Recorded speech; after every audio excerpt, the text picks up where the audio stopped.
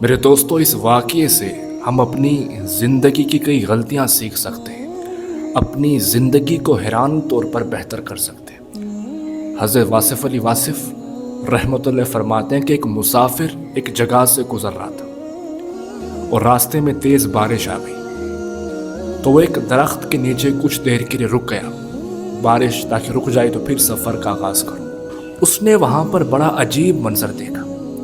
درخت کے ساتھ ہی ایک زمین تھی اور اس زمین کا جو مالک تھا وہ بھی وہاں پہ کھڑا تھا۔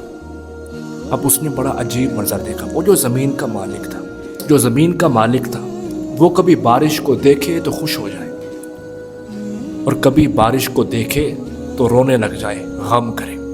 وہ مسافر بڑا پریشان ہوا کہ بارش پہ خوش بھی ہوتا ہے اور بارش کو دیکھ کر غم بھی کرتا ہے، بڑا عجیب ماجرا ہے۔ مسافر سے رہا نہیں گیا، مسافر آگے بڑھا۔ اس نے کہا کہ میں کب سے آپ کو دیکھ رہا ہوں، کیا بارش کو دیکھ کر خوش بھی ہوتے ہیں اور بارش کو دیکھ کر غم بھی کرتے ہیں؟ آخر ماجرا کیا ہے؟ یہ بارش آپ کے لیے فائدہ مند ہے یا بارش آپ کے لیے نقصان دہ؟ تو اس نے حیران کن جواب دیا۔ اس نے کہا دونوں، فائدہ بھی ہے نقصان بھی ہے۔ اس نے کہا وہ کس طرح، یا فائدہ ہوتا ہے یا نقصان ہوتا؟ اس نے کہا نہیں، دونوں۔ تو اس مسافر نے پوچھا کہ بارش ہونے کا فائدہ کیا ہے؟ تو اس نے کہا بارش ہونے کا فائدہ یہ ہے کہ جو میری زمین ہے یہ آباد ہو جاتی ہے، یہاں پر فصل بڑی اچھی ہوتی ہے۔ اس نے کہا یہ تو بڑی اچھی بات ہے، تو پھر بارش کا نقصان کیا ہے؟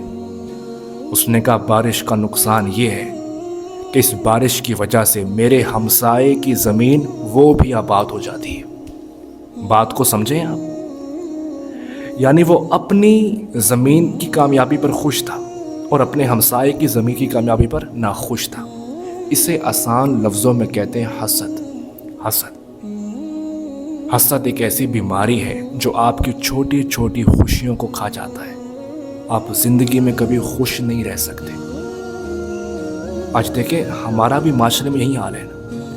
ہم اکثر اپنی خوشیاں اس لیے ضائع کر دیتے ہیں کہ ہم دوسروں کو دیکھ کر ناخوش ہو جاتے ہیں۔ جو چیز اس کے پاس ہے وہ میرے پاس کیوں نہیں؟